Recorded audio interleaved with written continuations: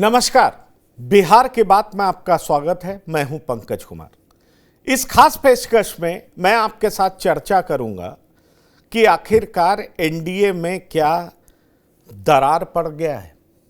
यह महत्वपूर्ण इसलिए भी है क्योंकि आप ये देखिए कि किस तरीके से पशुपतिनाथ पारस चिराग पासवान के खिलाफ अपना दर्द बयां कर रहे हैं। पशुपतिनाथ पारस एनडीए में है कि नहीं है, ये तो चिराग पासवान बार बार साफ करते रहे, लेकिन सवाल ये उठता है कि चिराग पासवान के खिलाफ आनंद मोहन ने जिस तरीके से मुंह खोला, चिराग पासवान और उनकी पूरी पार्टी ने आनंद मोहन के खिलाफ मोर्चा खोल दिया। लेकिन क्या आनंद मोहन के पक्ष में जेडीयू खड़ी दिखी? किसी नेता ने जेडीयू की तरफ से चिराग पासवान पर उंगली उठाई? क्या बीजेपी के भी किसी नेता ने चिराग पासवान के खिलाफ कुछ बोला? ऐसे में बड़ा सवाल उठ रहा है कि जो आनंद मोहन कुछ दिन पहले तक जेडीयू के बड़े खास दिखाई पड़ रहे थे, नीतीश कुमार के काफी नजदीक दिख रहे थे, उनके पक्ष में जेडीयू खड़ी दिखाई क्यों नहीं पड़ रही? दरअसल इसके पीछे कुछ ना कुछ बात जरूर है, और कुछ बात यह है कि हाल के दिनों की आप घटना देखें, खास तौर पर लोकसभा चुनाव से पहले का, तो आप ये पाएंगे कि लोकसभा चुनाव के परिणाम के बाद से ही चिराग पासवान नीतीश कुमार के काफी नजदीक चले गए। जो चिराग पासवान नीतीश कुमार के खिलाफ आग उगलते थे, सड़कों पर बिहार फर्स्ट, बिहारी फर्स्ट बोलते थे और कहते थे इसमें सबसे बड़े बाधक अगर कोई हैं तो नीतीश कुमार हैं, वही चिराग पासवान अब घूम घूम कर कहते हैं कि 2025 में नीतीश के नेतृत्व में सरकार बनेगी और 225 से ज्यादा सीटें हम जीतेंगे। ऐसे में बड़ा सवाल उठता है कि पशुपतिनाथ पारस को जहां से हवा, पानी और खाद मिल रहा था, उस जगह पर चिराग पासवान ने जितनी मजबूती से पकड़ बना ली है, उससे एक बात तो बहुत साफ नजर आता है कि जो चिराग पासवान कभी कहा जाता था बीजेपी की गोद में बैठकर नीतीश कुमार को तंग करते हैं, वो चिराग पासवान अब नीतीश की गोद में बैठ गए। दूसरी तरफ जीतन राम मांझी, जो कि चिराग पासवान के खिलाफ गाहे बगाहे बयान देते रहे हैं, यहां तक उन्होंने कहा है कि पशुपतिनाथ पारस को किस तरीके से चिराग पासवान ने खारिज कर दिया, उनको अलग थलग कर दिया। ज्यादा मैच्योर्ड वही थे, एलजेपी को बेहतर तरीके से हैंडल वही कर सकते थे। लेकिन जीतन राम मांझी भी एनडीए में बीजेपी के ज्यादा नजदीक दिखते हैं, वहीं चिराग पासवान नीतीश के ज्यादा नजदीक दिखते हैं। और जीतन राम मांझी का साथ कौन दे रहे हैं? तो जेडीयू के बड़े नेता, कह लीजिए जेडीयू में उनकी पत्नी एमपी है शिवहर से, आनंद मोहन सिंह, और उनके बेटे चेतन आनंद। ऐसे में गंभीर सवाल उठ रहा है कि एनडीए में चल क्या रहा है, एनडीए की लड़ाई कहां जाकर के थमेगी, ये गुटबाजी जो है वो किस लिए हो रहा है? चिराग ने क्या सोच लिया है कि बिहार में अगर राजनीति करनी है तो फिलहाल नीतीश कुमार का साथ लेना पड़ेगा, इसलिए वो बीजेपी को छोड़कर अब नीतीश का गुणगान ज्यादा करते हैं। आखिरकार एनडीए में चल क्या रहा है, इस बारे में हम बात करेंगे। हमारे साथ कुछ मेहमान जुड़ रहे हैं, उनसे आपका परिचय करा दें। हमारे साथ जो मेहमान जुड़ रहे हैं उनमें से एक हैं विनय कुमार जी, आपका बहुत स्वागत है, वरिष्ठ पत्रकार हैं। दूसरे प्रियदर्शी रंजन जी हैं, वरिष्ठ पत्रकार हैं। आशुतोष कुमार हैं, वरिष्ठ पत्रकार हैं। और साथ ही साथ सुदीप प्रताप सिंह हैं, पीसीआर राजनीतिक विश्लेषक। लिखिए, राजनीतिक विश्लेषक हैं सुदीप प्रताप सिंह, आपका भी बहुत स्वागत है। पीसीआर, हाँ। तो सबसे पहले विनय जी, मैं आपके पास आना चाहूंगा। आपने देखा इन दिनों जिस तरीके से आनंद मोहन सिंह और चिराग पासवान के बीच में जुबानी जंग जारी है, और उसमें आनंद मोहन सिंह जेडीयू की तरफ से बिल्कुल अकेले पड़ गए। जेडीयू में उनका कोई साथ नहीं दे रहा है, जबकि चिराग के साथ उनकी पूरी पार्टी खड़ी है। क्या आपको लग रहा है कि चिराग जिस तरीके से जेडीयू के नजदीक गए हैं, इसलिए जेडीयू का कोई नेता अब आनंद मोहन सिंह के खिलाफ, आनंद मोहन सिंह का साथ नहीं दे रहा है, इनफैक्ट चिराग के खिलाफ कुछ बोल नहीं रहा है? इसको आप कैसे देख रहे हैं?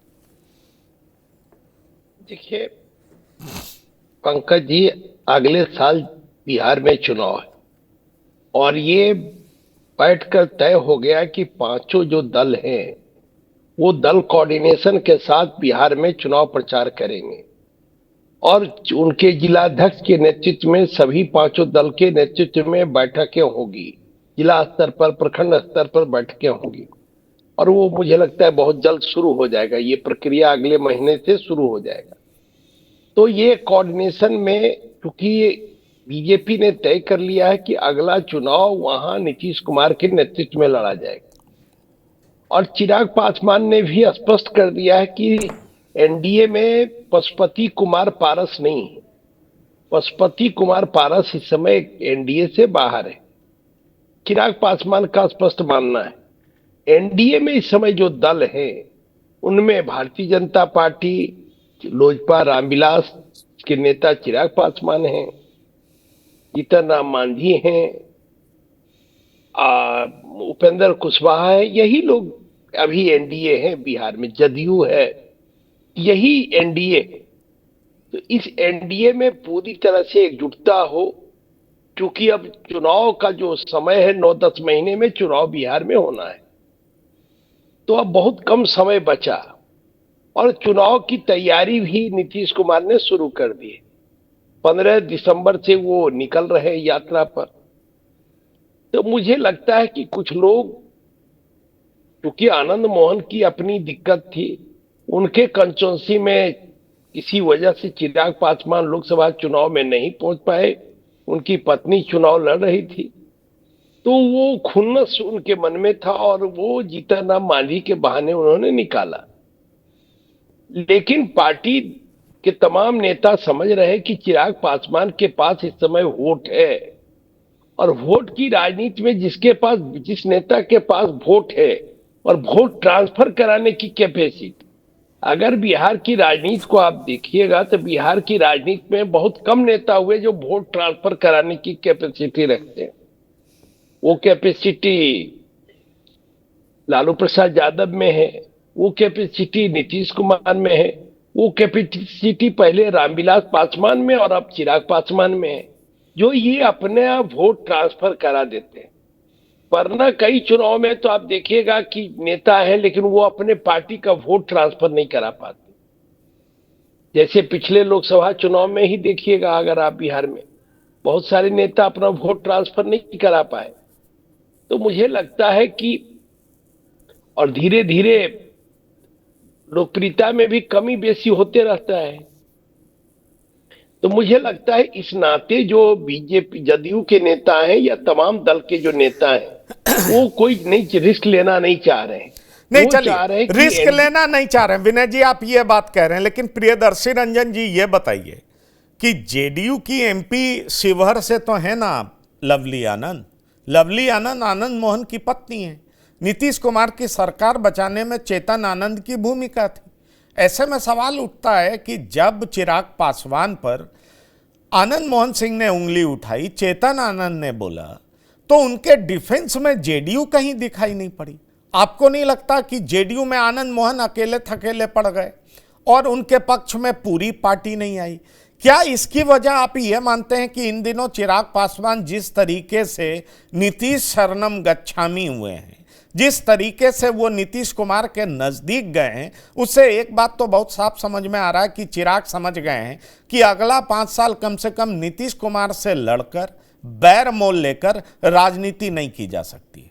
पहले उन्होंने पार्टी पर पूरी पकड़ बनाई, अपने चाचा और तमाम उन लोगों को दरकिनार किया जिन्होंने इनको दगा किया था, धोखा दिया था, इनसे अलग हुए थे, जैसा ये खुद कहते हैं।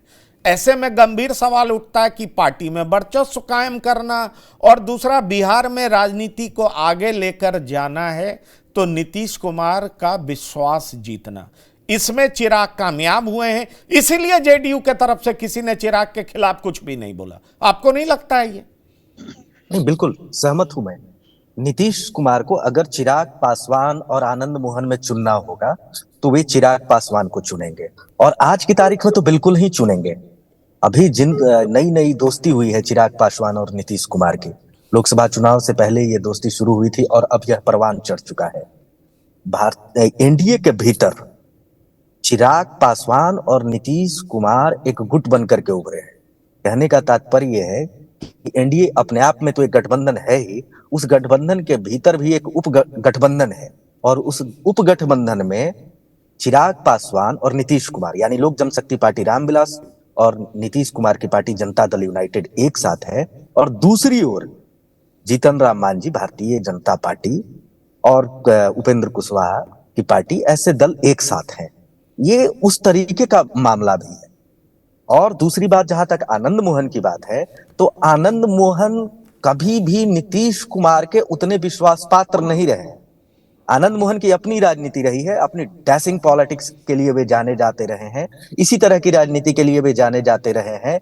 राजद में जब उनकी पत्नी थी, उनका बेटा चेतन था, उसके बाद भी ठाकुर वाले बयान पर याद करिएगा किस तरीके का बखेड़ा आनंद मोहन की ओर से किया गया था। और अब जनता दल यूनाइटेड के भीतर रहते हुए, अब जब ये जनता दल यूनाइटेड में आनंद मोहन का पूरा परिवार आ गया है, अब रहते हुए जिस तरीके का बयान अपनी ही पार्टी के स्टैंड के खिलाफ, मैं स्टैंड के खिलाफ इसलिए कर रहा हूं कि एक तरफ आनंद मोहन का बयान आ रहा है, जब आ रहा है, दूसरी ओर उसी दौरान देखिए कि नीतीश कुमार चिराग पासवान को उनके कार्यालय में गृह प्रवेश करवा रहे हैं, और वो उस कार्यालय में, जो कार्यालय नीतीश कुमार की वजह से ही, कहा जाता है कि नीतीश कुमार की वजह से ही वो कार्यालय उनसे छिन गया था। तो नीतीश कुमार और चिराग पासवान में बहुत कुछ छन रहा है, और इस छनने के बीच में आनंद मोहन अगर किरकिरी बनेंगे, अगर आनंद मोहन बाधा बनेंगे, तो आनंद मोहन को किनारे कर दिया जाएगा। आनंद मोहन कभी भी, उनकी अपनी राजनीतिक हैसियत है, उससे इनकार नहीं किया जा सकता है, लेकिन जनता दल यूनाइटेड को वो डोमिनेट नहीं कर सकते हैं, और नीतीश कुमार को तो बिल्कुल नहीं। और मुझे लगता है कि अभी सीटों को लेकर के ये सब चीज चल रहा है। आनंद मोहन चाहते होंगे कि उनका दूसरा बेटा भी है, वो भी राजनीति में शटल करे किसी तरीके से, इसको लेकर के भी वे दबाव बना रहे होंगे कि हम और राजनीतिक प्रासंगिकता बनी रहे।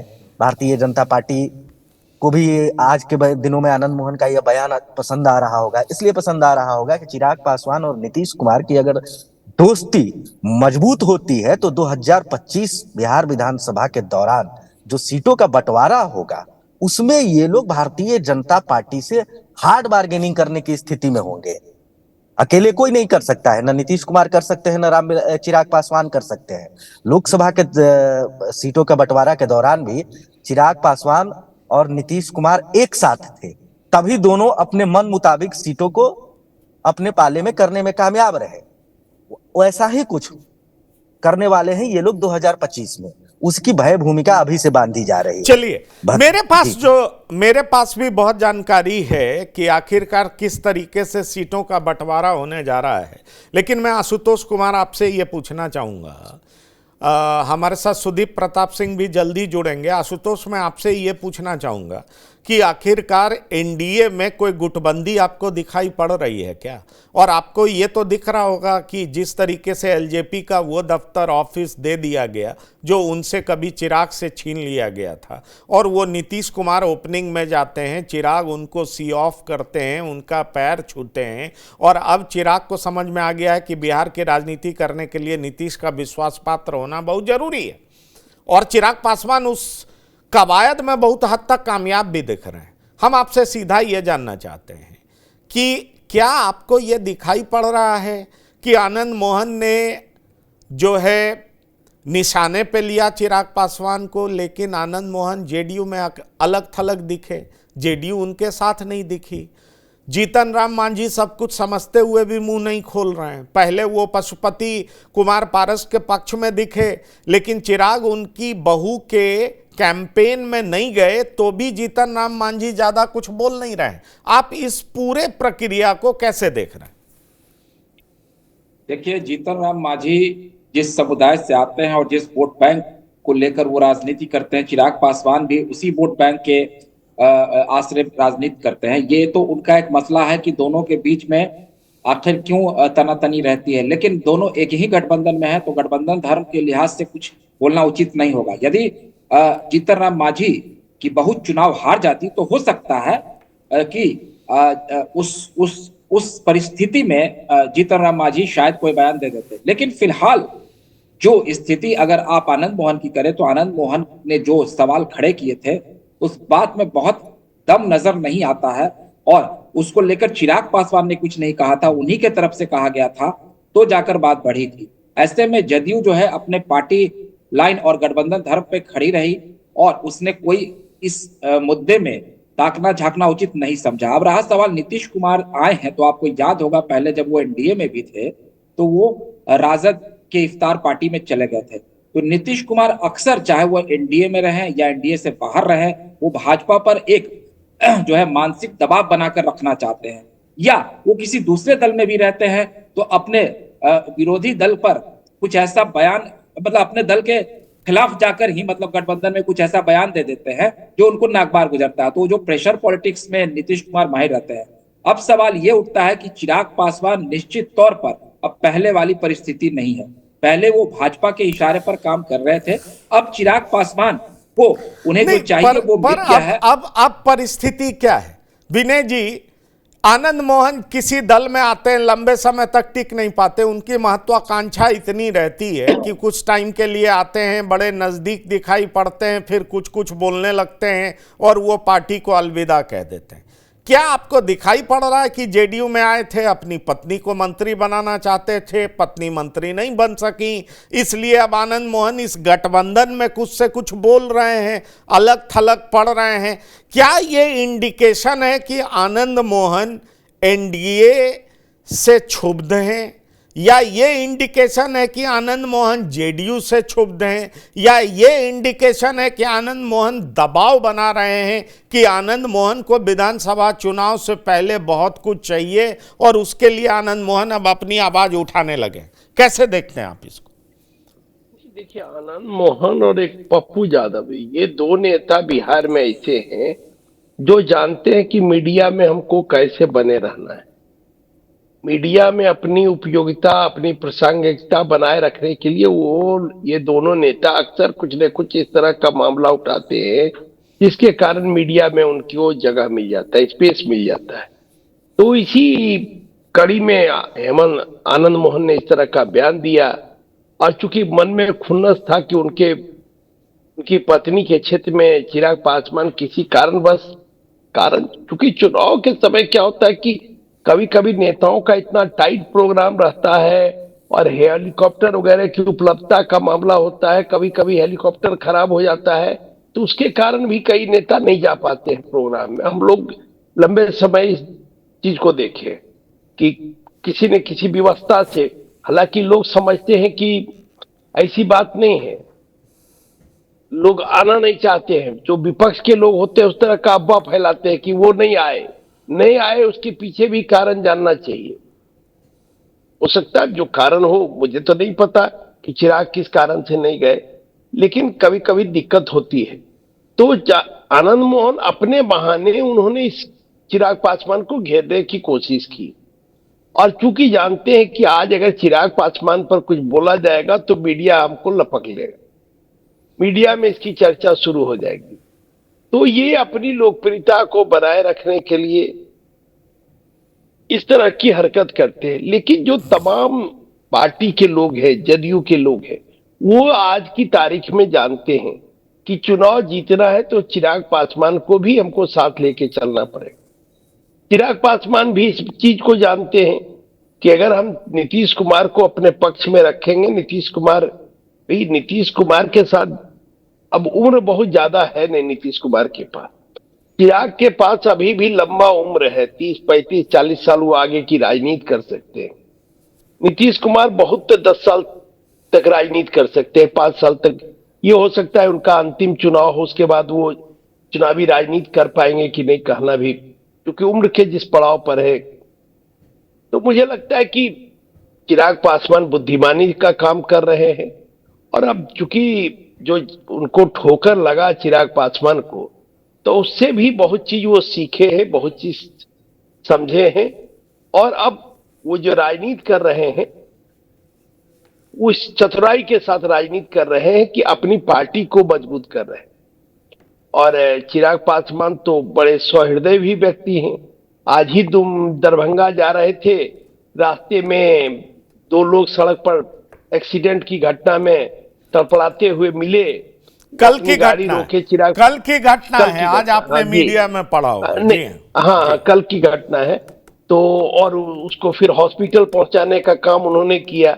तो उनका मानवीय पक्ष भी दिखलाई पड़ता है कि कितने वो संवेदनशील इंसान है। तो मुझे लगता है कि नहीं, पिछला जो मानवीय पक्ष घटनाक्रम तो हुआ, दिखलाई पड़ता है, लेकिन यह भी दिखता है कि पॉलिटिक्स में बहुत चतुर हो गए हैं। ये भी दिखता है कि कैसे नहीं, कैसे अब पॉलिटिक्स अपने में ईगो को हटा के पॉलिटिक्स करना है, ये सीख गए। उनको नहीं, देखिए, एक बार देखिए पंकज जी, जी पंकज जी एक बिहार के बड़े नेता थे, अब नहीं रहे। उनका नाम था नरेंद्र सिंह, जेपी मूवमेंट के थे। नरेंद्र सिंह के पिताजी भी बिहार सरकार में मंत्री थे और नरेंद्र सिंह के पुत्र भी सुमित सिंह इस समय मंत्री। एक बार किसी मुद्दे पर हमारी उनसे बात हुई, उन्होंने कोई बयान दिया तो फिर वो पीछे हट गए। तो हम उनसे पूछे कि भाई आप तो बयान दे दिए, हम लोग न्यूज जारी कर दिए, न्यूज जारी किए, न्यूज छप भी गया और आप पीछे हट रहे हैं। तो उन्होंने बड़े अच्छे ढंग से समझाया, उन्होंने कहा कि भाई जब वार करना, बाघ को आपने देखा है, अगर बाघ पहले वार करता है तो पहले अपने शरीर को पीछे मोड़ता है, मतलब कि अपनी शक्ति को अर्जित करता है, तब किसी पर अटैक करता है। तो राजनीति में भी इसी तरह की बात है। राजनीति में पहले अपने शक्ति को पहचानिए, अपने शक्ति को एकत्रित करिए, तब किसी पर अटैक करिए। तो मुझे लगता है कि बहुत चतुराई से चीजों को समझ गए। और प्रधानमंत्री भी चूंकि कह चुके हैं कि नीतीश कुमार की अगुवाई में बिहार का चुनाव होगा, इसलिए नीतीश कुमार भी जो जरूरत है चिराग पासवान, जो चिचा रहे चिराग पासवान, उसको नीतीश कुमार उपलब्ध भी करा रहे हैं। लोकसभा चुनाव में वो चाहते थे कि पारस का वो एक सीट नहीं मिले, तो एक सीट पारस जी को नहीं मिला। चिराग पासवान चाहते थे कि हमको मकान मिल जाए, वो मकान उनको मिल गया। तो नीतीश कुमार की कृपा से ही तो मकान मिला। तो दोनों को एक दूसरे की आवश्यकता है और आज दोनों एक दूसरे के लिए पूरक है। और एक बार रामविलास जी कहे थे, बहुत अच्छी बात है, लालू जी के प्रसंग में वो बात थी, किसी मुद्दे पर चर्चा हो रही थी तो लालू जी के तो उन्होंने कहा कि रामविलास जी ने कि भाई जो who that is down no fear no fall, जो नीचे गिरा हुआ उसको गिरने का क्या डर है। हमारी बीवी को नहीं मुख्यमंत्री बनना है, मुख्यमंत्री बनना है लालू यादव की बीवी बिल्कुल को। बिल्कुल। तो हमारे साथ क्या चिंता है? हमारे साथ सुदीप तो मेरा प्रताप कहने का सिंह मतलब चिराग सुदीप पासवान तो जानते हैं कि हमको मुख्यमंत्री नहीं बनना है, बनना है नीतीश कुमार को। तो नीतीश कुमार भी कंप्रोमाइजिंग मूड में है, चिराग पासवान भी उसी मूड में है। ठीक है, लेकिन आनंद मोहन सिंह कहीं जाकर के स्थिर नहीं रहते। सुदीप प्रताप सिंह, आनंद मोहन सिंह क्यों इन दिनों चिराग पासवान के विरोध में आग के गोले बरसा रहे हैं, उनके सुपुत्र भी बरसा रहे हैं, सवाल तो जायज उठा रहे हैं, लेकिन वो अपनी पार्टी में अलग थलग पड़ते दिख रहे हैं। वो जिनके लिए आवाज उठा रहे हैं वो भी कुछ नहीं बोल रहे हैं। उनकी बहू जीत गई है दीपा मांझी, पर आनंद मोहन सिंह का आरजेडी छोड़ करके जेडीयू में आना, जेडीयू में कुछ दिन आए, पत्नी को मंत्री बनाना चाहते थे, उसमें कामयाब नहीं हुए। अब उन्होंने सीधे तौर पर हमला कर दिया चिराग पासवान पर। क्या आनंद मोहन सिंह के दिमाग में कुछ चल रहा है क्या? क्योंकि उनका पास रिकॉर्ड देखें तो किसी भी पार्टी में वो लंबे समय तक रहते नहीं हैं, इधर उधर करते रहते हैं। क्या उनकी पत्नी को मंत्री नहीं बनाया गया है इसलिए अब वो विरोध करना शुरू कर दिए हैं, या एनडीए में अपने दोनों बेटों के लिए टिकट पुख्ता करना चाहते हैं इसलिए भी वो इस तरह की बात कर रहे हैं? आपको क्या दिखाई पड़ता है? आनंद मोहन सिंह की पॉलिटिक्स को कैसे देख रहे हैं? पंकज जी, आनंद मोहन हो या और भी कोई जो परिवार से राजनीति में अपने परिवार को आगे बढ़ाते हैं या परिवार के सदस्यों को खड़ा करते हैं, उनमें तो ये इस तरह का चीज होता है कि अपना उनका एम कुछ और होता है, उनका ध्येय कुछ और होता है। वो ध्येय को साधने के लिए कई भिन्न प्रकार के रास्ते से गुजरते हैं और अपने लक्ष्य को प्राप्त करने के लिए एक आप नॉइज लेवल, एक डेसिबल लेवल तो आप ऊंचा करेंगे, और डेसिबल लेवल ऊंचा करने के बाद आपको जो चाहिए वो आपको मिलने का कोशिश करते हैं। आप देखेंगे कि कुछ दिन पहले चिराग पासवान और नीतीश जी का कैसा था झगड़ा। ऐसा झगड़ा था जैसे लग रहा था कि बहुत ज़्यादा पर्सनल है, लेकिन आज के तारीख में दोनों साथ हैं, दोनों एक दूसरे को कॉम्प्लीमेंट कर रहे हैं और दोनों एक दूसरे के साथ काम करने को तैयार हैं। चिराग जी ने बोला भी कि 200 से ऊपर सीट नीतीश जी के नेतृत्व में हम लाएंगे। इसमें बहुत ज्यादा कुछ देखने को नहीं होता है और बिहार के जनता के लिए कुछ इसमें बहुत ज्यादा नहीं होता है। ये होता है कि आपकी राजनीतिक क्लाउड कितनी स्ट्रांग हो जाए, कितने पुख्ता हो जाए, मेरा राजनीतिक क्लाउड कितना बढ़ जाए, इसी को ध्यान में रख के लोग तरह तरह के आरोप प्रत्यारोप करते हैं। उसके बाद फिर वो शांत हो जाता है, कोई बहुत ज्यादा इस पे होता नहीं है। अब ठाकुर का कुआं याद होगा, जब मनोज झा जी ने ठाकुर का कुआं बोला था तो इधर से भी उस तरह का प्रतिकार हुआ था। उसमें कितना जायज क्या नाजायज था ये तो आप समझ ही रहे हैं, लेकिन आज के तारीख में उस विषय पर कोई चर्चा नहीं होता है, क्योंकि दोनों व्यक्तियों का, दोनों पार्टियों का, दोनों संगठनों का अपना ध्येय पूरा हो गया। जब ध्येय पूरा हो गया तो आगे की लक्ष्य क्या है? जैसा कि आप बोल रहे हैं कि परिवार में और लोगों को टिकट दिलवाना है, मंत्री बनाना है, तो किसी न किसी तरह से आप प्रेशर टैक्टिक्स तो अपनाएंगे, और प्रेशर टैक्टिक्स अपनाने के बाद आपको हो सकता है मिल जाए या हो सकता है ना मिले। तो ना मिलने की स्थिति जब ज्यादा रखता है तो लोग उस तरह से ज्यादा आक्रमणकारी हो जाते हैं, और उसी तरह चलता है। बहुत ज्यादा इसमें कुछ करने का है नहीं और कुछ इधर उधर जाने का है नहीं, क्योंकि आज के तारीख में नीतीश कुमार जिधर रहेंगे बिहार में, ऐसा संभावना है सत्ता उधर रहेगा। तो आप सत्ता के विरोध में जाके या सत्ता से छिप के या सत्ता से अलग हट के रहने का कोई भी नेताओं का ये मनोदशा होता नहीं है। देखिए, मुझे एक चीज पता है, मैं चाहता हूं अपने दर्शकों को यह भी बता दूं, यह ब्रेकिंग न्यूज है। और ब्रेकिंग न्यूज यह है कि इस बार विधानसभा के चुनाव में जेडीयू और बीजेपी बराबर सीटों पर चुनाव लड़ेगी। चिराग पासवान को 25 से 30 सीटें दी जा सकती हैं और 4 से 5 सीट अन्य दो दलों को दी जाएंगी। अब सवाल उठता है कि चिराग पासवान की महत्वाकांक्षा और भी सीटों पर लड़ने की हो सकती है, वो बार्गेन और भी सीटों पर कर सकते हैं। सवाल यह उठता है, जो मेरे पास जानकारी है, कि 100 सीट पर बीजेपी और जेडीयू लड़ेगी, 43 सीटों को चिराग पासवान, राष्ट्रीय लोक मोर्चा, हिंदुस्तानी आवाम मोर्चा में बांट दिया जाएगा। अब बड़ा सवाल यह है कि चिराग पासवान कितने सीट पर मानेंगे, गंभीर सवाल यह भी है। और चिराग पासवान को लग रहा है कि हम नीतीश कुमार को मना करके ही ज्यादा से ज्यादा सीटें पा सकते हैं, नहीं तो विधानसभा चुनाव में नीतीश कुमार का साथ नहीं मिला तो हमें दिक्कत हो जाएगी। और इसलिए चिराग पासवान ने क्या किया, पुरानी सारी लड़ाई भूल गए। वो चिराग पासवान ने स्वयं कई प्लेटफॉर्म से कहा है कि उनकी पार्टी को तोड़ा गया। तोड़ने वाले कौन थे सबको पता है, जेडीयू के लोग थे। जेडीयू के लोगों ने बदला लिया था, क्योंकि 2020 में 43 सीट पर पहुंचाने वाली जेडीयू को कोई और पार्टी नहीं थी, चिराग पासवान की एलजेपी थी। लेकिन उन पुरानी बातों को चिराग ने अभी भुला दिया है, अपनी पार्टी पर मजबूत पकड़ बना रहे हैं, पार्टी को और फैलाना चाहते हैं, ज्यादा से ज्यादा सीटें चाहते हैं, इसीलिए नीतीश शरणम गच्छामी हो गए। प्रियदर्शी रंजन जी क्या कहते हैं? बिल्कुल बिल्कुल, नीतीश एक धुरी है एनडीए के भीतर। वे तय करते हैं कि किस पार्टी को कितनी सीटें जाएंगी, और निर्णायक स्थिति नीतीश कुमार की है, और इस बात को चिराग पासवान भली भांति समझते हैं। उसका प्रयोग भी उन्होंने लोकसभा में किया, नीतीश कुमार को गुड फेथ में लिया, और गुड फेथ में लेकर के लोकसभा चुनाव के दौरान अपने हिस्से सीटें करवा ली। एक दिलचस्प और बात जो आप ब्रेकिंग दे रहे हैं, उसी में एक ब्रेकिंग और हो सकता है। चिराग पासवान अपने लिए तो सीटें चाह ही रहे होंगे और चाहते ही हैं, साथ में ये भी चाहते हैं कि उनके प्रतिद्वंदी हम, जो कि जीतन राम मांझी की पार्टी है, हमको कम से कम सीटें दी जाए। हम जीतन राम मांझी और चिराग पासवान के बीच जो इन दिनों राजनीतिक अदावत है, उस लड़ाई में भी विजेता बनकर के चिराग पासवान उभरना चाहते हैं। जिस तरीके से उन्होंने अपने चाचा पशुपति पारस की राजनीति को एक तरीके से उसका बोरिया बिस्तर बांध दिया है, उसी तरीके से वे चाहते हैं कि जीतन राम मांझी को भी समेटा जाए, वे ज्यादा फैले नहीं। आपने देखा कि इमामगंज में वो चुनाव प्रचार नहीं करने गए जीतन राम मांझी के बहू के पक्ष में। तो ये चिराग पासवान की ये नजर है, और जिस तरीके से दोनों ने बयानबाजियां की हैं, चिराग पासवान और जीतन राम मांझी ने एक दूसरे पर, उससे इनके रिश्ते सहज नहीं है, इसका अनुमान तो कोई भी लगा सकता है। और नीतीश कुमार भी जीतन राम मांझी के प्रति पहले जैसे सॉफ्ट नहीं है।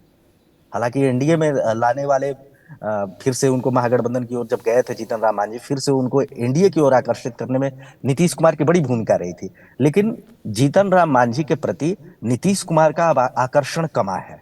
उनको अब चार्म दिख रहा है भतीजा में। वे भतीजा कार्ड खेल रहे हैं, चाहे वो विधानसभा में तेजस्वी यादव को हाय हेलो इशारा की बात हो, या फिर चिराग पासवान के पक्ष में स्टैंड करने का। भतीजा कार्ड वे खूब खेल रहे हैं। और राजनीतिक विरासत को लेकर के भी उन्होंने कई बार बयानबाजियां की हैं। कभी तेजस्वी को भी कहा है कि आप विरासत के उत्तराधिकारी हो सकते हैं। हो सकता है कि चिराग पासवान में भी वो अपना राजनीतिक उत्तराधिकारी देख रहे हो कि भविष्य में हो सकता है कि हमारी विचारधारा को चिराग पासवान आगे साथ ले जाए। और चिराग पासवान को भी अपना हित दिख रहा है। चिराग पासवान को लग रहा है कि दलित राजनीति पर जो उनका एक छत्र अधिकार था उनके पूरे परिवार का, रामविलास पासवान जी के बाद चिराग पासवान ने जिस तरीके से संभाला है, और उसमें जो सेंधमारी हो रही है जीतन राम मांझी नहीं, के द्वारा, पर दलित राजनीति, मुझे लगता है दलित राजनीति या पासवान राजनीति पर एक छत्र राज था। आशुतोष जी, क्या दलितों ने कुल मिलाकर के नेता माना है क्या रामविलास पासवान को? मुझे लगता है पासवान समाज के नेता वो थे, दलितों के नेता के तौर पर बाहर जाने जाते थे, पर दलित में एक छत्र राज कभी भी मुझे नहीं लगा रामविलास पासवान का रहा है। हाँ, ये ठीक है, उनकी जो जाति है, बिरादरी है, वो काफ़ी आक्रामक रही है, उसका वोटिंग परसेंटेज हमेशा ज़्यादा रहा है, लेकिन आक्रामकता के तौर पर हम कह सकते हैं कि वो काफ़ी आगे दिखी है। पर आपको नहीं लगता कि जिस तरीके से नीतीश कुमार ने खुद महादलित बनाया था, उसमें पासवान को अलग थलग कर दिया था, बाकी जाति को एक साथ कर दिया था, और उसी में जीतन राम मांझी भी चमके थे? आपको नहीं लगता कि दलित एक नेता के तौर पर चिराग पासवान को जगह देगी? इसमें संशय है।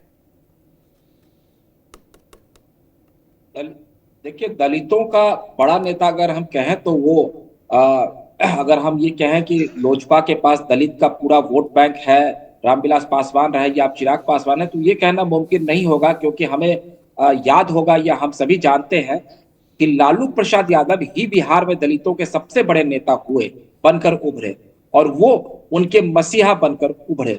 जिस तरीके से उन्होंने उनको आवाज दिया और जिसके बल पर वो लंबे समय तक बिहार के शासन में बने रहे, वो यादव समुदाय के साथ साथ मुस्लिम और दलित एक बहुत बड़ी संख्या में थे, क्योंकि दलितों का ये कहना था कि लालू यादव ने उनको आवाज दिया। जैसा कि हमने उस दौर में कई खबरें भी देखी थी कि वो किसी दलित के घर जाते थे और उसको कहते थे कि तुम्हें अब डरने की जरूरत नहीं है और तुम अगली जाति के लोगों के सामने अब सीना तान कर खड़े रहोगे। कभी ऐसी भी वीडियो आती थी कि उनके बच्चों को वो नहलाते थे, उनके बाल कटवाते थे। तो दलितों के बहुत बड़े लंबे समय तक नेता लालू बने रहे। उसके बाद नीतीश कुमार ने जो उसमें सोशल इंजीनियरिंग की, जिसके दम पर उन्होंने उसको भेदा, उसके बाद भाजपा के साथ जो उनका समीकरण सेट हुआ, फिर जाकर वो सत्ता में आ गए। आपने देखा होगा कि लोजपा जब भी अकेले चुनाव लड़ती है तो उसका हश्र क्या होता है। आज भी अगर बिहार की राजनीति में चिराग पासवान अकेले चुनाव लड़ेंगे तो उनका क्या हश्र होगा। लेकिन वो नीतीश कुमार और भाजपा के दम पर वो दिखाएंगे, वो कहेंगे कि मैं बड़ा नेता हूं, मुझे इतनी सीटें मिलनी चाहिए, उतनी सीटें मिलनी चाहिए।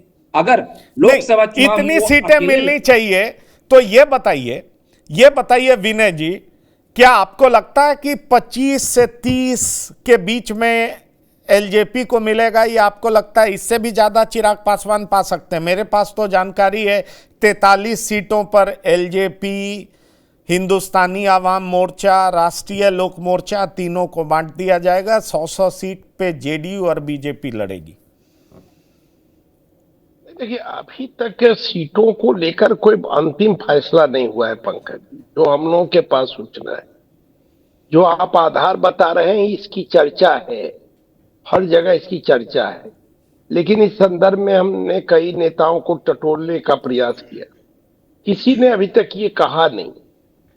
जैसे लोकसभा चुनाव के समय जब 17 सीट वाली बात थी, तो जब नीतीश कुमार आए थे एनडीए में लालू जी को छोड़कर, तो उसी समय तय हो गई थी कि 17 बाद में 16 एक सीट का मामला फंसा था, तो एक सीट छोड़ा गया था जीतन राम मांझी के लिए।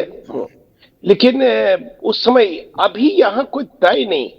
हाँ, एक लोग अनुमान के आधार पर कह रहे हैं कि भाई 100 सीट पर लड़ेंगे ये दोनों, नीतीश जी और बीजेपी लड़ेगी, लेकिन और 43 सीटों में इन लोगों के बीच बंटवारा होगा। तो 30 सीट पर तो सीधा सीधा दावा बनता है, क्योंकि 5 लोकसभा सांसद हैं, तो 6 30 पर तो सीधा दावा बनता है इनका।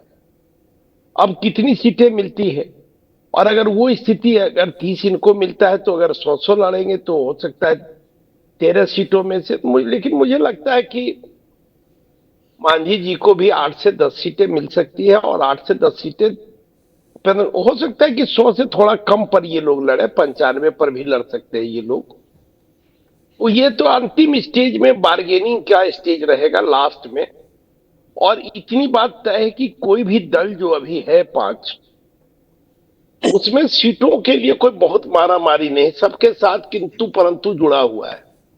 अब जीतन राम मांझी के साथ देखिए, जीतन राम मांझी अकेले सांसद है, उनको कैबिनेट मंत्री का दर्जा है, और जब कैबिनेट मंत्री बने थे जीतन राम मांझी तो इनको समझ में नहीं आया इनको कौन मंत्रालय दे दिया गया।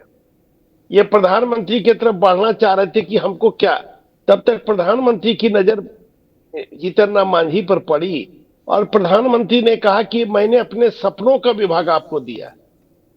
तब जीतन राम मांझी को आया जान में जान कि इनको लगा कि भाई हमको तो बहुत महत्वपूर्ण विभाग दिया, क्योंकि अमूमन जो जीतन राम मांझी के पास जो विभाग है उसकी चर्चा आप बिहार में बहुत कम सुनिएगा। यहाँ के लोग, बिहार के नेता सबसे ज्यादा लालायित रहते हैं रेल मंत्री बनने के लिए।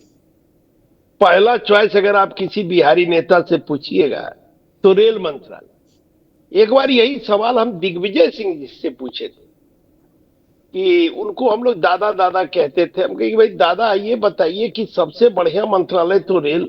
बोले नहीं, जिसको राजा मंत्रालय कहते वो है विदेश मंत्रालय।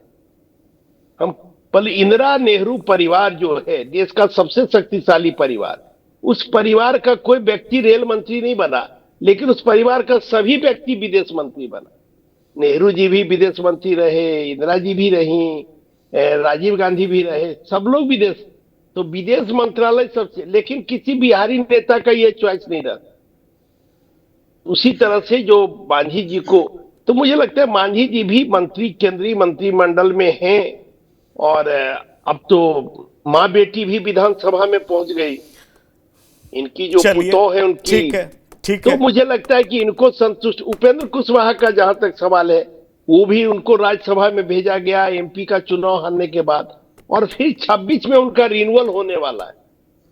चलिए, तो 26 में, हाँ ठीक है, 26 में रिन्यूअल होगा, 26 में उनका रिन्यूअल होने वाला है। तो मुझे लगता है कि बहुत वो भी बार्गेनिंग की स्थिति में नहीं है। ठीक है, पर सुदीप हमको ये बताइए कि इस बार तो एक सीट ज्यादा पे लड़ी थी ना बीजेपी, उसको आधार मानते हुए जेडीयू कह सकती है कि हम कुछ ज्यादा सीट पर चुनाव लड़ेंगे, और आपको मानना चाहिए। और इस बार तो बीजेपी की जरूरत भी है जेडीयू, क्योंकि केंद्र में जेडीयू का समर्थन चाहिए। आपको लगता है कि जेडीयू बीजेपी के बराबर सीटों पर चुनाव लड़ने के लिए तैयार हो जाएगी?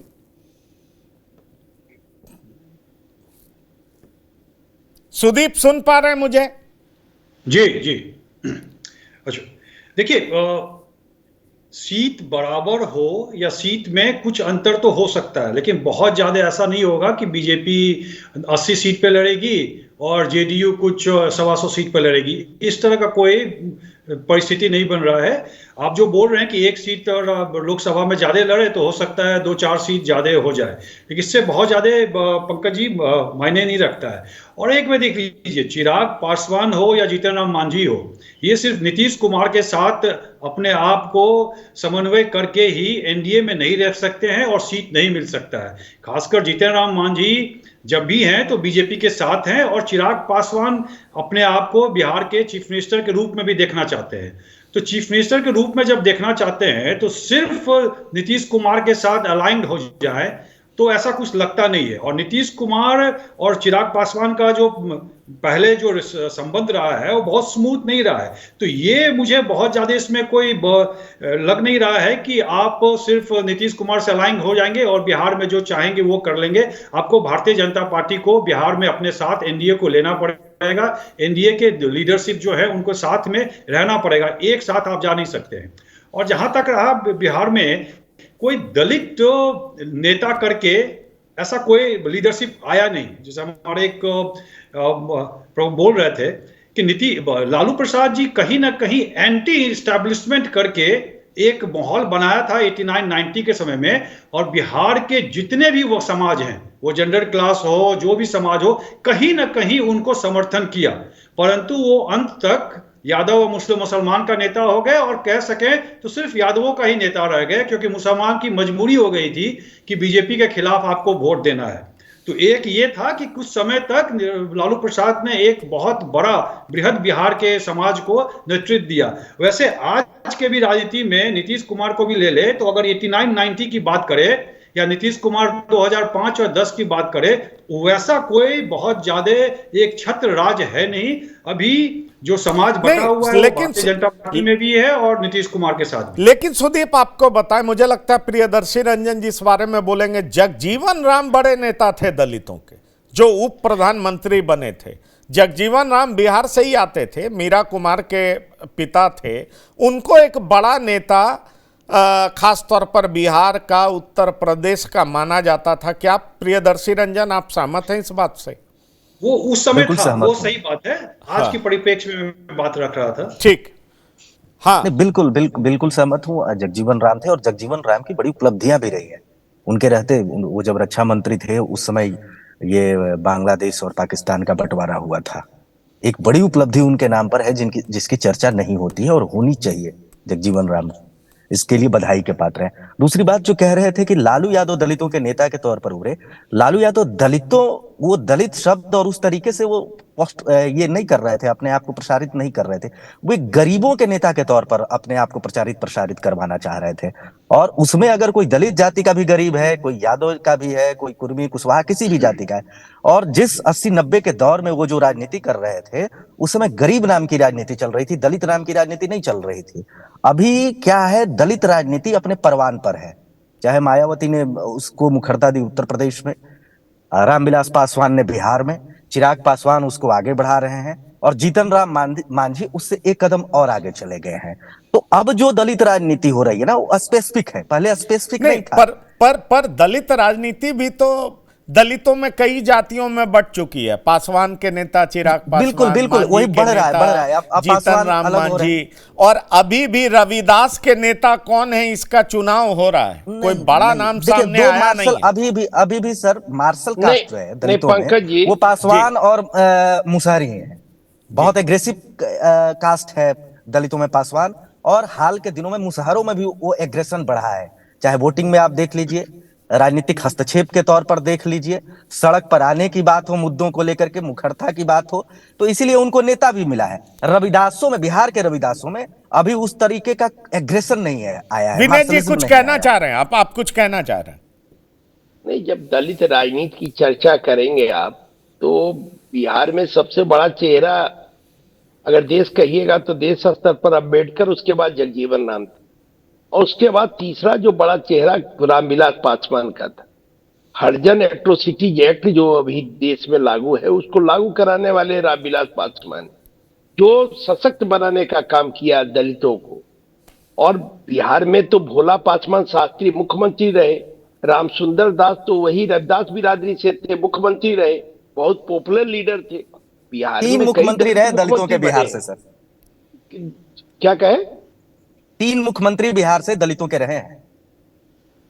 भोला पासवान शास्त्री रहे, और ये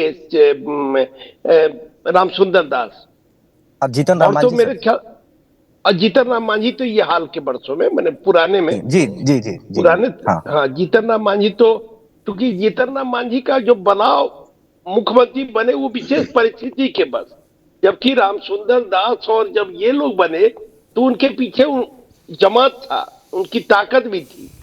रामसुंदर दास के पास ताकत थी, भोला पासवान शास्त्री के पास ताकत थी, लेकिन जीतन राम मांझी तो माना जाता है कि नीतीश कुमार के कृपा पर मुख्यमंत्री बने, तो इसलिए थोड़ा सा जीतन राम मांझी का। लेकिन मुझे लगता है कि अभी भी और देश में भी, हम लोग पांडिचेरी में घूम रहे थे, वहां एक टेम्पू ड्राइवर से मुलाकात हो गई। हमारे साथ कई पत्रकार मित्र थे जो हम लोग विधानसभा के टूर में गए थे अध्ययन यात्रा पर, तो वहां भी जब विनय चर्चा जी, हुई कि विनय भाई जी कहां से- बिहार झारखंड को छोड़ करके कई बार पांडिचेरी भी घूमने चले जाते हैं। नहीं, वो अध्ययन यात्रा में जाना पड़ता है। वो विधानसभा की कमेटी है जो हम लोगों को भेजती है, तो उसी में तो वहां भी दलित टेम्पू ड्राइवर भी कह रहा था हम दलित नेता के रूप में रामविलास पासवान को जानते हैं, चिराग पासवान को जानते हैं। तो चिराग पासवान या रामविलास पासवान की पहचान बड़े दलित नेता चेहरा, और आज कल ही एक नहीं, मंत्री पर से हमारी मुलाकात हो गई। आप हमको ये बता दीजिए, जरा पॉइंट पे आते हैं क्योंकि समय की सीमा भी खत्म होने पर है। अभी सबसे एक एक सवाल लेना है। आप हमको ये बता दीजिए कि क्या चिराग पासवान 25 से 30 सीट से ज्यादा डिजर्व करते हैं, उससे ज्यादा पर अड़ेंगे? क्या वो जो नीतीश कुमार को मनाने में लगे हुए हैं, साधने में लगे हुए हैं, उसके पीछे उनकी यही मंशा है? देखिए, जो अभी एनडीए के नेता हैं, अगर उनसे आप सबसे बात करेंगे तो सीट से ज्यादा वो महत्वपूर्ण मानते हैं कि बिहार में हमारी सरकार फिर से स्थापित हो और नीतीश कुमार के नेतृत्व में सरकार बने। 2, 4, 5 सीटों के लिए कोई नेता इसमें से बोलने वाले एनडीए नहीं, जो मेरे पास सूचना है। तो 2, 4 सीटों के लिए कोई बहुत मारामारी नहीं होगा, एडजस्टमेंट हो जाएगा। और चूंकि सब दल के लोग मान चुके हैं कि भाई नीतीश कुमार ही नेता रहेंगे, तो नीतीश कुमार को भी 2, 4 सीट छोड़ने में दिक्कत नहीं होगी, क्योंकि नेतृत्व का कोई मसला है नहीं। आनंद मोहन सिंह एनडीए में बने रहेंगे या कहीं ज्यादा सीट आरजेडी दे दी तो उधर भी चले जाएंगे? नहीं, अभी जो देखिए, जो बिहार का जनमानस है, आप तो पंकज जी आप भी सीनियर आदमी हैं, बिहार बहुत घूमे हैं चुनाव में, जो जनमानस है वो अभी एनडीए के पक्ष में, जो वोट आनंद मोहन के पास है, जिसके वो नेता है, वो एनडीए को पसंद कर रहा है। सबसे ज्यादा टिकट भी इस बार लोकसभा चुनाव में एनडीए ने देने का काम किया उनकी जाति को। तो मुझे नहीं लगता है ऐसे ये लोग जो है इधर से उधर हो। भाई राजनीति में तो बार बार लालू जी का कोटेशन या रामविलास जी का कोटेशन हमको याद है कि भाई 4 पाया को बांध के रखा जा सकता है, 2 पाया को नहीं। 2 पाया कभी भी इधर से उधर जा सकता है। तो इसलिए इसके बारे में, लेकिन मुझे नहीं लगता कि अभी में कोई एनडीए छोड़ेगा, क्योंकि एनडीए में एक सामंजस्य बन चुका है और सर्वमान्य नेता के रूप में नीतीश कुमार को सब लोग मान चुके हैं। इसलिए यहाँ कोई बहुत ज्यादा झंझट हमको नहीं दिखाई पड़ रहा। ठीक है, आशुतोष जी ये बताइए कि आपको लगता है जेडीयू और बीजेपी बराबर सीटों पर चुनाव लड़ेगी, कोई ज्यादा और कम पर नहीं लड़ेगी, जो मेरे पास सूचना है? या आपको ये लगता है कि लोकसभा में जैसे बीजेपी ज्यादा सीट पर लड़ी थी उसी तरीके से विधानसभा चुनाव में जेडीयू ज्यादा सीट पर चुनाव लड़ेगी? देखिए, विधानसभा चुनाव में इस बार मुझे, आप ठीक कह रहे हैं कि दोनों लगभग बराबर सीट पर लड़ेगी, लेकिन मुझे लगता है कि थोड़ी बहुत सीटें बीजेपी की ही ज्यादा इस बार रह सकती है, बड़े भाई की भूमिका में वही रह सकती है। इसलिए क्योंकि अब नीतीश कुमार को भी पता है कि उनके खिलाफ बिहार में एंटी इनकम्बेंसी होगा, इसलिए अगर 5-10 सीटों पर ज्यादा बीजेपी अगर लड़े और उसे अगर वो जदयू को समझाने में कामयाब होगी तो हो सकता है नीतीश कुमार मान भी जाए, क्योंकि नीतीश कुमार को इस बात का पूर्ण भरोसा रहेगा कि मुख्यमंत्री तो वही बने। इसलिए अगर भाजपा उन्हें यह समझाने में कामयाब हो जाएगी कि चलिए हम 110 पर लड़ते हैं, आप 90 पर ही लड़िए, ये ज्यादा हमारे लिए बेहतर रहेगा, तो हो सकता है नीतीश कुमार मान भी जाए। सुदीप जल्दी आंसर दीजिएगा, क्या आनंद मोहन सिंह अपने दोनों बेटों के लिए टिकट चाहते हैं इसलिए उनके स्वर बदले हुए हैं? और दूसरा, बीजेपी और जेडीयू में कौन ज्यादा सीट पर चुनाव लड़ेगी या दोनों बराबर सीट पर तैयार हो जाएंगे, जो मेरे पास जानकारी है? पंकज जी, मुझे लगता है बराबर सीट रहेगा, बहुत ज्यादा अंतर नहीं होने वाला है। इस तरह से बीजेपी आज के पोजीशन में जो है वो बहुत ज्यादा नीतीश कुमार को मतलब आगे बढ़ा के वो 2005-6 का नहीं है। और देखिए, वो नेता हैं, अपने उनके परिवार के सदस्य राजनीति में हैं, तो वो तो चाहेंगे ही कि हमारे परिवार के सारे सदस्य राजनीति में आ जाए, एक्सटेंडेड फैमिली के भी लोग आ जाए, बहुत स्वाभाविक है बिहार के राजनीति में। और भारत के जो एक समय में प्रथम परिवार थे, अब उनकी तो बहन भी पहुंच चुकी है लोकसभा में, तो भारत में राजनीति में इस तरह से चलता है। लेकिन मुझे नहीं लगता है कि वो अभी नीतीश कुमार या एनडीए को छोड़ने की मंशा में होंगे। थोड़ा हो हंगामा करके अपना जो कार्य है वो करवा लेंगे। चलिए, प्रियदर्शी रंजन जी, आपका क्या ख्याल है? बीजेपी जेडीयू बराबर या जेडीयू बड़े भाई की भूमिका में होगी? ये इन दोनों के बीच में तो सीटों का बंटवारा हो जाएगा, लेकिन उससे भी दिलचस्प ये है कि चिराग पासवान को कितनी सीटें दी जाएंगी। और चिराग पासवान को अगर ज्यादा सीटें दी जाएंगी तो उनका ट्रैक रिकॉर्ड देखा जाएगा। पीछे का जो रिकॉर्ड है वो बहुत अच्छा नहीं है। लोकसभा में तो बहुत अच्छा लोजपा कर जाती है, रामविलास पासवान की पार्टी कर गई, चिराग पासवान भी अच्छा प्रदर्शन कर जाते हैं, किया भी, लेकिन विधानसभा में उनका परसेंटेज बहुत नीचे का रहता है। तो इस लिहाज से सबसे ज्यादा जो माथापच्ची होगा एनडीए में वो चिराग की सीटों को लेकर के होगा कि उनको कितनी दी जाए, क्योंकि सीटें तो जीतना भी है। और चिराग पासवान का पिछला देख लीजिए, 2020 और 2015 का भी, उसके पहले 2010 का भी, जब आरजेडी के साथ रामविलास पासवान लड़ रहे थे, उस समय भी इनको सीटें नहीं आती है, सीटें ले लेते हैं। लोकसभा में इनका 100% का भी स्ट्राइक रेट है, 90% का भी स्ट्राइक रेट है, लेकिन विधानसभा में ये स्ट्राइक रेट 10%, 5% तक पहुंच जाता है। तो ये देखना होगा कि चिराग पासवान के बारे में नीतीश कुमार और रामविलास पासवान क्या सोच रहे हैं। चलिए, पर मैं एक बार अपने दर्शकों को बता दूं कि मेरे पास जो जानकारी है, 100 सीटों पर जेडीयू और बीजेपी लड़ेगी, मतलब 200 सीट, और 43 सीटों को बांट दिया जाएगा चिराग पासवान की पार्टी में, जीतन राम मांझी की पार्टी में और उपेंद्र कुशवाहा जी की पार्टी में। सवाल यह उठता है कि 243 सीटों का बंटवारा इस तरीके से होगा, इस पर चर्चा बहुत तेज है। अब फाइनली मोहर कैसे लगेगा, ये तो नीतीश कुमार का सेब बड़ा होगा, क्योंकि उनके नेतृत्व में चुनाव लड़ा जाएगा। पर दूसरे तरफ हम ये भी देख रहे हैं कि जिस तरीके से चिराग नीतीश कुमार के ज़्यादा नज़दीक चले गए हैं, निश्चित तौर पर चिराग के मन में कुछ ना कुछ तो चल रहा है। अब वो क्या चल रहा है, क्या वो विधानसभा में ज़्यादा से ज़्यादा सीटें लेना चाहते हैं? क्योंकि 2020 में चिराग की इच्छा नहीं पूरी हो पाई थी, उसमें बाधक नीतीश कुमार ही बने थे। ऐसे में गंभीर सवाल उठता है कि इस बार क्या होगा, और जो भी होगा हम अपने दर्शकों को बताते रहेंगे। हमारे पास जो पूर्व सूचना है वो हमने आपके साथ साझा किया। तो विनय जी आपका, प्रियदर्शी रंजन जी आपका, आशुतोष कुमार और सुदीप प्रताप सिंह, आप सभी लोगों का इस प्रोग्राम में शिरकत करने के लिए बहुत बहुत धन्यवाद और शुक्रिया। तो बिहार की बात में इतना ही। ताज़ा तरीन खबरों के लिए आप लगातार देखते रहिए TV9। धन्यवाद, नमस्कार।